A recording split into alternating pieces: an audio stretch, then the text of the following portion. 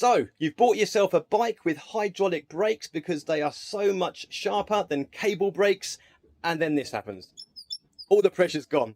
Don't worry, we can sort it, particularly with Shimano hydraulic brakes. They are a doddle to get back working as they should again. So I'm going to talk you through the process in as quick a way as possible, doing the easiest method possible. Let's get to work. Right, the first thing you're going to want to do is to remove this brake caliper from the bike itself, because you want this cable here, it's actually a hose, to hang as low down as possible, because we're going to be getting rid of some air bubbles in a short while, and we don't want air to get stuck in the system. Obviously, air travels vertically up, so for this hose to be at the bottom means any air bubbles sitting in this caliper will have a chance to go vertically and out where the lever is. So we're removing this, then we remove the brake pads, and then we're going to give everything a really good clean. So I've removed the two bolts that were holding the caliper to the frame. Sometimes you get another pair which are for a bracket onto the frame. So make sure you've removed the right ones. Anyway, those are the ones removed. Now you need to remove your retainer pin that is holding the brake pads onto the caliper. Sometimes they're a posher threaded variety. This sort is just a split pin, which in my view is just brilliant. The threaded ones sometimes can have the head stripped off them, so unscrewing them can be a nightmare. Anyway, the pads are off, they're nice and clean, and actually with a bit of sandpaper just taking the surface off them, I think they'll be good to use again. You then need to allow the hose for the caliper to hang completely down vertical. Now there's something preventing that from happening, which are two clips just here. Usually you can get a screwdriver on them. Sometimes they are cable ties or zip ties, but they should just come off nice and easily without damaging the paintwork. And once these are off, you can then, there we go, you can then get everything to hang nice and low. So that's one. For that clip, actually one side just stayed onto the frame, which is really helpful because it means we're not going to lose it. And again, there we go. And what I'm possibly going to do is remove this one as well. But at the moment, as you can see, the hose is only traveling vertically, and if I could just grab the phone off its bracket for a moment, all the way up to here, you can see that the hose actually travels upwards before heading slightly down into the lever.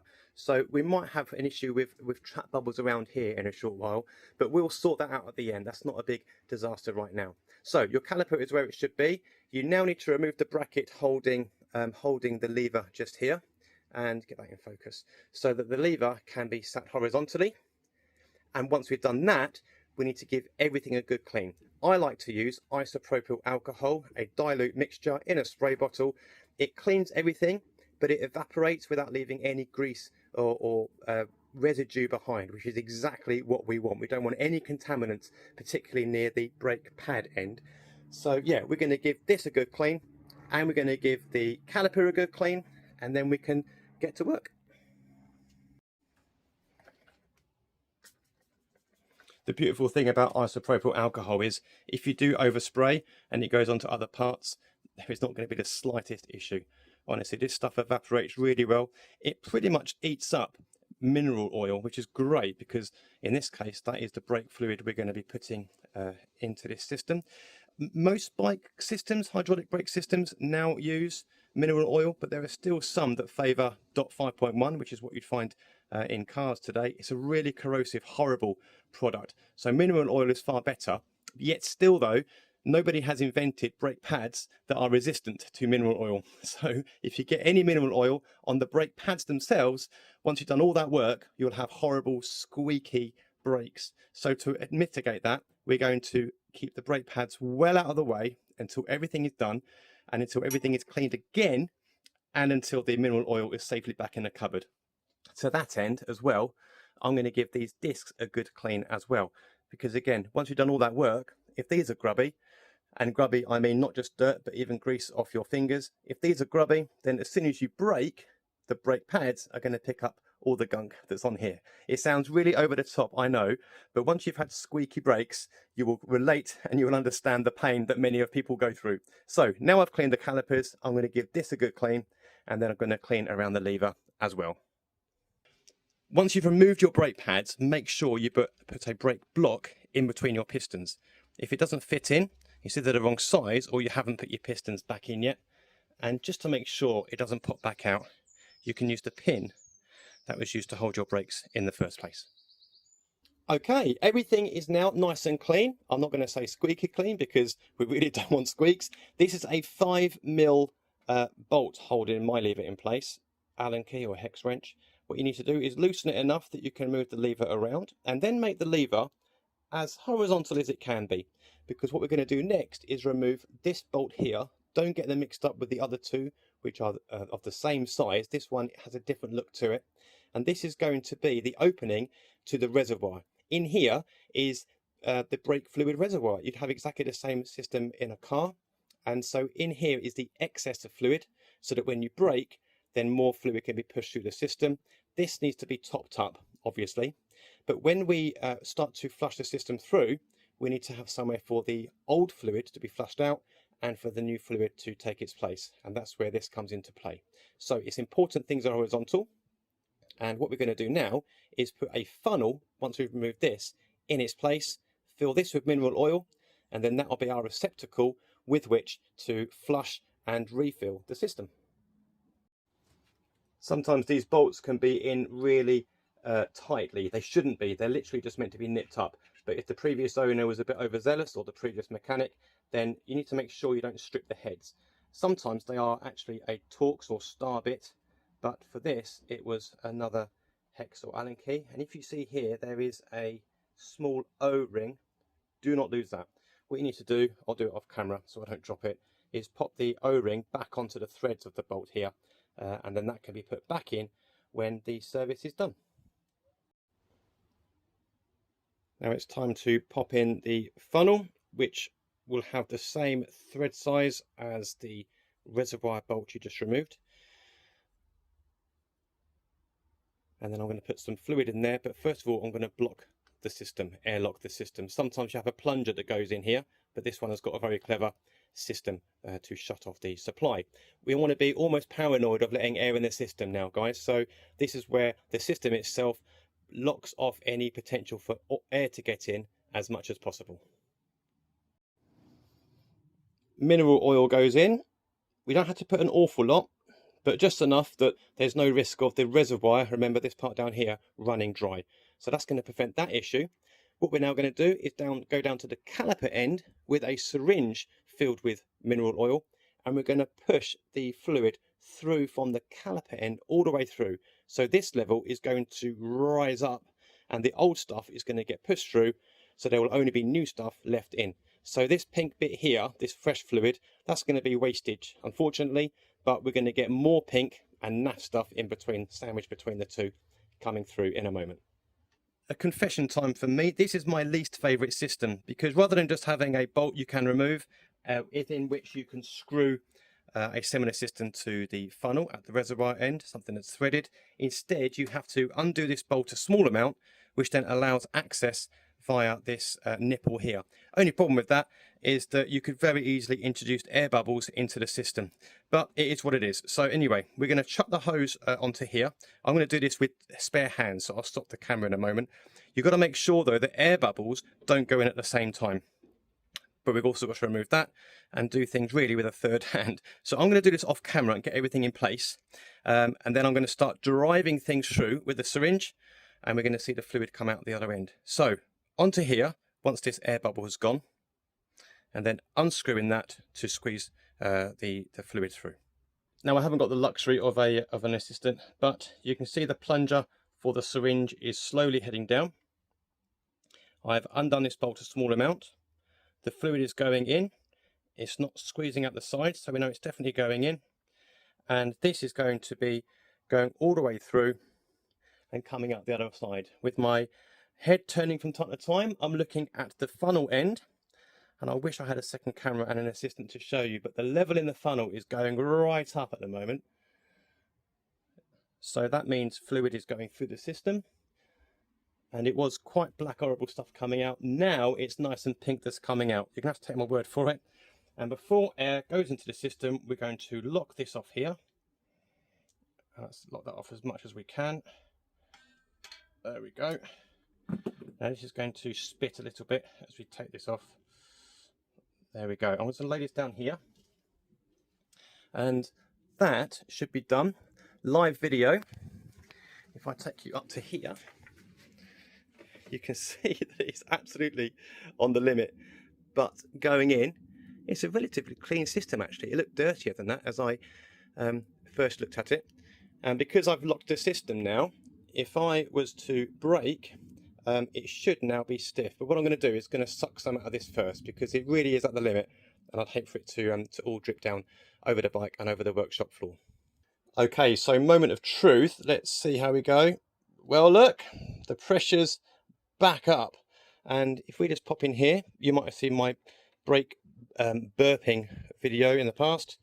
We'll just see if there's any burping coming out, any bubbles. No bubbles coming out at all. Now that is partly because the hose was travelling vertically, except this part. So we're just going to move this part a little bit, give this a bit of a flick. And if you can imagine there are air bubbles inside, they will hopefully come out of the top now. What you can also do is tip your bike away from you, just to allow this final part to be more vertical. But because we've flushed the system, there should be a minimal amount. There we go, there was one just popping up. But that is way better than it was. I'm probably making you seasick because I'm filming while holding the camera. So now we've got the pressure, I can remove the funnel, put the reservoir bolt back in, but then give everything a really good clean again, particularly down at the caliper end before installing the original brake pads. I really can't stress enough how horrible mineral oil is. So one question you might have is, well, how do you know when it's all off? You will know because this stuff, the isopropyl alcohol, evaporates. If there's anything shiny looking, then that's mineral oil. Or it might not be, the alcohol hasn't quite evaporated yet, but it will do, particularly if you help it with a rag. Now this rag here is quite grubby, so what I'm going to do then is follow up with a cleaner rag, because this in itself might have contaminants of oil. It obviously does. And while it's probably not going to affect things, why would you risk it? After all this work and the cleaning of the disc as well, why would you risk adding mineral oil to the system? Now, because my brake lever had absolutely no pressure in it at all, maybe it isn't just a loss of fluid and a build-up of air. It could be that there's a leak somewhere. Now, for it to lose all of its pressure, that is a bit suspect. So what we're going to do is also, by cleaning this, we will know if there's anything leaking out of the system within a few minutes. So anyway, that's nice and clean. I'm going to get some kitchen roll as well, and then we know that kitchen roll is straight off the roll and doesn't have any muck on it. So going to give this a nice clean. It's probably not interesting enough for you to watch. Once we've done that, I will be confident enough to install the brake pads. In one of my recent videos on how to stop your brakes squealing quickly, one of the solutions was to give your brakes a good scraping with sandpaper. This is looking a bit glazed. You can see a slight bit of shininess on that inner surface, but quite a lot of tread still. So I'd quite like not to get rid of it if I can help it. Anyway, bit of sandpaper, 320 grit or thereabouts, not particularly important. You'll see all this powdery stuff is coming off. Don't breathe that in, it's not nice stuff. And although I'm going back over the grime, that really doesn't matter. Look at that, that's already very different. Not shiny at all. And the original film has come off it. So, just carry on, circular motions. There we go. I'm going to give this a good clean as well off camera. But hopefully that will just help give it a bit more life. Now, it could be because this brake hasn't been used for a long time that these might give me more surprises, but I don't think these are covered in oil. I think these are good for another day, but we'll find out. So we pop the brake pads back in, making sure the springs don't come off themselves. You notice I haven't actually touched the brake pad surfaces at all. And then we get the pin. I like to do it that the pin is pointing to the outside of the bike frame, because it's a lot easier to split the pin when you need to. And once we split the pin, then we can get things back on.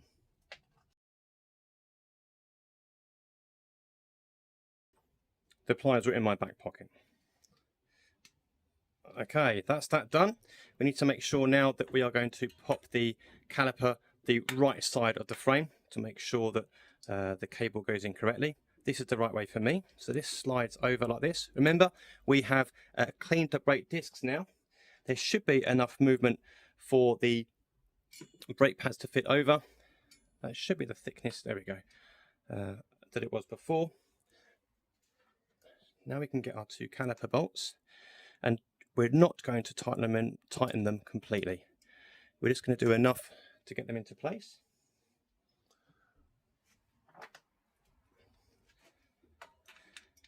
Because then we're going to calibrate the caliper to the disc. So give them enough of a tighten that the caliper is relatively close and that the bolts aren't going to come out. Make sure they don't get cross-threaded. These top ones can be quite difficult to install without cross-threading or stripping the head, so be nice and careful. Granted, it's easier with the wheel off, but you still have the issue of this. Okay, so that's tight enough with still movement. And then you apply pressure to your lever. So I'm doing that at the handlebar end, and you'll see the caliper has moved slightly. Keeping the lever depressed, you then tighten these up fully, and then things should be nice and calibrated. Now these have got to be nice and tight, so I will do that off camera to the correct torque settings, but for now I'm just going to make sure they don't go anywhere for now. Okay, you can hopefully see just a little bit there of the brakes jumping in and out. So quick moment of truth, we'll just give this wheel a bit of a spin. There is no rubbing that I can see or hear, so I think we're okay, but I'll give that a proper check a bit later on. But the braking is perfect, and as far as I can see, no squeaking as well, so we are in business. We are job done. And the next video I'm going to do is how to clean your workshop floor.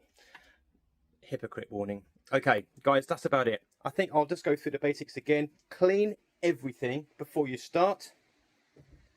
Get your lever horizontal, get your funnel in, chuck some fluid in, but keep the air locked out for the time being, because if it's not locked out, it'll all spew out of here when you open the nipple or the access panel. Then you get yourself your syringe. Once you've removed the brake pads, a syringe full of hydraulic fluid, and you're going to flush the system through, keeping an eye on the funnel end. Obviously the level is going to go up once you've opened the air system this end, and old stuff will come through. Don't worry about that. Eventually the new stuff will come through and you're back in business with your brake pressure. And then clean before you put your brake pads back on. Get these discs nice and clean. I would do it before you start the job in the first place. You don't want any mineral oil to go anywhere near the caliper or the brake pads. Otherwise it's back to square one. But I think we're there. Thanks so much for tuning in. Remember to like, remember to subscribe. And guys, remember, you don't need to go to a bike mechanic. Just get yourself a handful of tools, a clean-ish workshop floor, and you can do the work yourself. Thanks very much for watching. I'll see you next time.